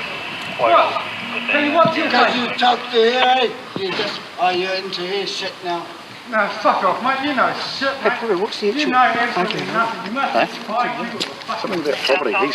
He reckons they've got his property, I think. Someone down the back gave him a microwave, which I think belongs to him. Hey, mate. Reasons for the dispute seem to revolve around ownership of property. We've locked one of them up to make them realise how serious this is, okay? You standing out here is just going to fire them up because they're pissed, okay? Okay, well, now I'm just going to say this now. If one of them comes on my property tonight, I've got a metal bar that's here, he's going to wear it. Okay, I'll tell you what. I'm about this close to locking up for possession of offensive weapon. You understand that? That doesn't... Yes, it does. No, it doesn't. I've got 2 kids in here I'm trying to look up. 2 little wee kids. Firing the drink guys up next little cunts next door are trying to stew me out. The aggrieved neighbour walks a fine line between protecting home and family and breaking the law. One side be the bigger man. If they turn up full triple, we'll be around here with lots of cops and dog. We have one person in custody at the moment for disorderly behaviour, but with the feuding neighbours and alcohol involved, we'll be back here probably within about half an hour. As Warwick predicts, the neighbourhood feud flares up again. 7 minutes since we left the address. I estimated it for being between 20 minutes and half an hour until we returned. Our dog handler is sitting down the road and can hear a verbal heated argument starting now between two females, so obviously if it escalates then we'll have resources there to deal with it, and deal with it we will. At the scene there's an unusual development. Dog handler Phil Gilbanks is holding Tony, who's got a rubbish bag full of marijuana plants. Phil had been monitoring the feuding neighbours when Tony appeared out of nowhere and collected the bag out of a bush. And while other officers deal with the neighbourhood domestic, Warwick and Peter get to deal with Tony. Listen to me, I'm going to stand you up, okay? Sit up, sit up. Right, Help me, yep. Here you go. Thank you. Keep away from the land shark. Yeah, that's a good idea. Yep. See, he really likes biting people. True, bro. Yep. Noticed already. You noticed already? Yes, thank you. All right, we'll come around the other side of the car, eh? Right, there's nothing else on you, eh? No, lighter in my front, left, right. Front right. Okay, I'll just take that out, eh? Yep. What was your first name again? What were they doing in the letterbox? They weren't in the letterbox, they were in the fence, garden. Tony accepts he's been caught and admits he'd stashed the plants in the bushes earlier that evening. About 3 or 4 hours ago, just when we went to the pub. In the bag is a lot of cannabis plants, and our defendant has already admitted they're for his use. So surprisingly, it is an unrelated matter to what we were dealing with before with the disorder and the drunkenness. Get them on the road, Yep. Pretty little plants, but boy, do they mess you up. You ever been in trouble with the police before? Maybe the odd drink driving charge. Yeah, just once drink driving. Just once drink driving? Yeah. No other criminal? Oh, no. No? Okay. That sort of shit. As soon as we get back to the station, we'll get those lovely bracelets off you and we'll go from there. Oh, aren't they just lovely? Wouldn't mind a pair for home. The missus would love them. I think she would too. Tony pleaded guilty to possession of cannabis and was given diversion. Jump through the... And the man arrested earlier during the neighbourhood dispute was charged with disorderly behaviour and threatening behaviour. In court, he was discharged without conviction. Comms, DNI1. Constables Alistair Gold and Matt Gaze are on patrol in downtown Dunedin. You just saw some people who've stolen an umbrella from one of the bars in Central City. No, don't try and palm it off. What's going on? What's going on here? This isn't your umbrella, is it? No, we haven't seen it. We'll just see it. We haven't seen it. What? You haven't seen the brolly? No. I never seen it. Who took it from around the corner? What comes around the corner of the bar? What? Who took it from around the corner? Just lock him up, Matt. The guy's inability to explain what happened could be due to drink. So 3 guys walking past on the other side of the road holding the umbrella. He asked us if we were missing an umbrella. We looked outside. I was just about to run after them and I saw you guys. Alright, see what you're calling. I didn't. But cafe worker Julian Hines points out a witness who saw the thieves in action. Can you go and just ask him for me? I'll just grab this guy's details. You guys got some ID on you? I just want to take some details off you, alright? Yeah, but we'll take it back to the... Alright, and then it'll get returned. And then bring some ID? No. We don't have anything. No. We're not... You've got to get some ID on you, alright? You're going to come back to the station with me. So, you know, like there's an easy way and a hard way. Yep. Alright? But we're not... And you're better off doing it the easy way. Yep. None of us are doing anything wrong. What's that? None of us are doing anything wrong. Well, you guys have been seen taking an umbrella. And we'll take it back now. No, you're not taking it back right now. We've been seen taking an umbrella. Yep. Alistair gets the lowdown on what happened from bar worker Ben McKinley. Did you see what? Yeah, all I saw was... We do it now? No, you just stay there, guys. Just outside that boutique shop there. Yep. 3 guys dragging the umbrella on the road. All 3 of them? Oh, 2 guys. Which ones? Still fighting with it. One guy down there. Yep. I don't know which one of these 2. You don't know? No. Right there decides. So. Yep. Alrighty, hey, thanks. You're just down there, aren't you? Yep. Yeah, waiting for theft disorderly. We're not thieves. We're not thieves. Have we got... Yeah, he's been dragging it down the road here. Yeah, I'll still get it. Yep, yes, so he's been dragging it down the road. Hey, not, I'm not just dragging it. All of us... Oh. Just just leave that down on the ground, mate. Right, no, that's all right. We'll get it returned. All right. You will take it. No, just put it down. Just put it down. All right. Yep.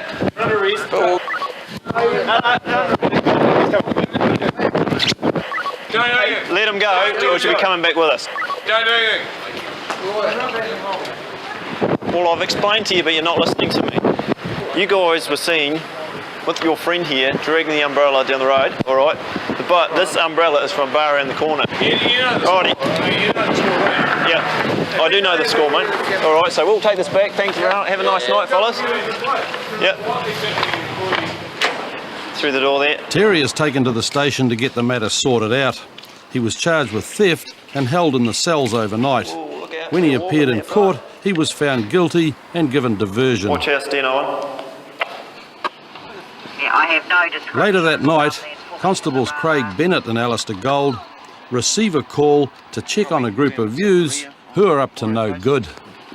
We've just received reports of some youths that are standing on top of cars out the back of the Rabar in Dunedin. They're climbing over all the vehicles, so we're just going to try and look for them, see what we can find. When Craig and Alistair arrive at the scene, an informant points out the youths. They've just gone into the church. Oh, are they? Yeah, I'm from the Rabar. They'll go, you know where they hang out down there? Can you ID any of them at all? Oh, one's got a yellow jersey on. He's the smart mouth. And if we go in that church, we'll get him. Right, we'll be in touch.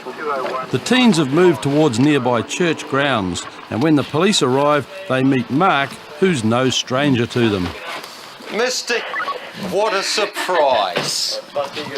Would you like to step out of there, please, miss? So which ones were jumping on the cars? What? But just as police start to question the group, a stranger arrives on the scene. Who are you, sir? John. John? Smith. John Smith. And by the way, shouldn't you identify yourself before you ask me a question? I'm completely within my rights to ask you a question, sir. All You're I right, did is... but I'm not legally obliged to answer it honestly until you've actually identified yourself as an officer of the law, including your badge number. You're absolutely under no obligation at all to tell me your name. After sorting out some of the finer legal points with Barry, Craig tries to get on with his job. The yellow sweatshirt was identified as jumping on a car. Bullshit. Down in the car park. I'm not kidding you. Bullshit, mate. Fuck off, I wasn't jumping on a fucking car. Sit down, man. What car park's it? I'm just asking you calmly, quietly, were you involved? You've said no. I wasn't. Okay, and that's all I'm after. Well, let's go then. Come on. Okay. So who's got the alcohol, apart from this gentleman? No one, eh? Craig gives Mark and his mates a warning, and after confiscating their beers, sends them on their way. Meanwhile, Alistair wants to know more about the mysterious Barry. He's carrying a bag of beer, and this part of the city is a liquor ban zone. So I'm not allowed to carry it from a pub or a place of legal purchase to my own private residence? Yeah, you can do. Yep. Oh, good. No problems with that. Well, how come it's open? It's not open. The box is open. Is it not? All of the cans are sealed, and in front of legal people I have done the legal thing. Right. I don't know who took that out while I wasn't there. Right. So, you're in an alcohol banned area. You just purchased alcohol recently, and there's a few cans missing. Yes, I don't know who took them. Possibly the same person who broke the windows and jumped up and down on the car. Alistair's not sure that Barry's being entirely honest. Where do you live? So you've identified yourself as... Where do you live? Okay. You're heading there right now. Right now. Indeed. See you later. Alistair gives Barry the benefit of the doubt and lets him continue on his way home. But a short time later, Barry and his bag of beer are back. Because you're under arrest, you've got certain rights. All right, this way, this way, this way. You jumped your beer. It's only open when it's at the ground, dude. Yeah, whatever, all right. You're not obliged to say anything to do, say maybe give an evidence, all right? You're right to refrain from making a statement, you're right to consult and stroke the law without delaying private. And you'll be given the opportunity as soon as practicable. Hop in there, just put your seatbelt on, thank you. Put your seatbelt on there, mate. Would you like a $150 fine for not wearing your seatbelt? Well, seeing as how we Put it on, mate. Watch your elbow. Put your belt on, mate. You're looking a little prize prick at court, aren't you? By the time they reach the station, Barry appears to have lost the use of his legs, and the police are in danger of losing their patience. If you want to make an ass out of yourself in front of the TV, I suggest you stay there. If you don't want to do that, I think you should just get out of the car and walk up the steps before I actually have to drag you out of the car.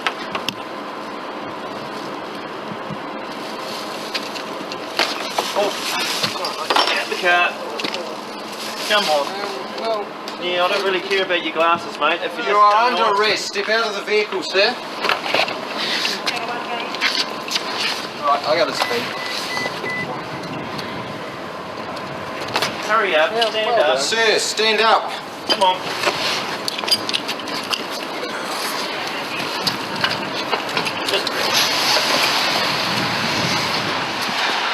Police escort the horizontal Barry into the station.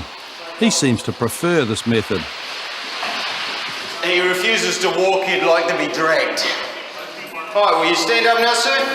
I'll give you a hand up. I'd rather be dragged. Anything in your jacket pockets that I need to know about? Craig empties Barry's pockets and accounts for some of the missing beer cans. Any sharp objects? Anything dangerous? Crushed cans of beer? And you said you hadn't been drinking them tonight? Not within the legal limits. Would you like to hop into the holding cell? No, I reckon we should drag you in. We should drag you in again. We're not keen on dragging you everywhere. Sure you don't want to drag you into court as well, so you know, what's the problem? We can have drag you into court as well. Alright, well we'll try and gently place you in there. Oh, whatever. Come this way. Just don't headbutt me into the wall, you know.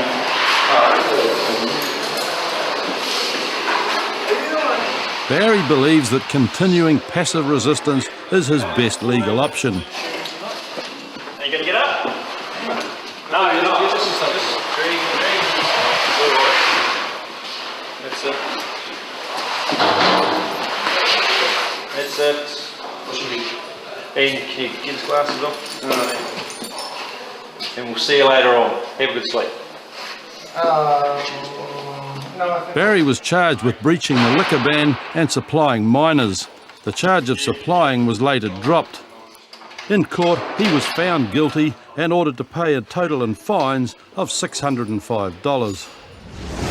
Next week on Police 10-7, Vanessa seeks comfort in the arms of the law. So now required you to accompany to the Papakura police station or other such place for the purpose of evidence or breath test, blood test or both. A thief's escape from a moving police car doesn't go to plan. Leave me the fuck out of here. Yeah? Man. You're not going anywhere, fella. I give up. I can see it. Ah! A gang member is killed with a knife and a young man shot in retaliation. We arrested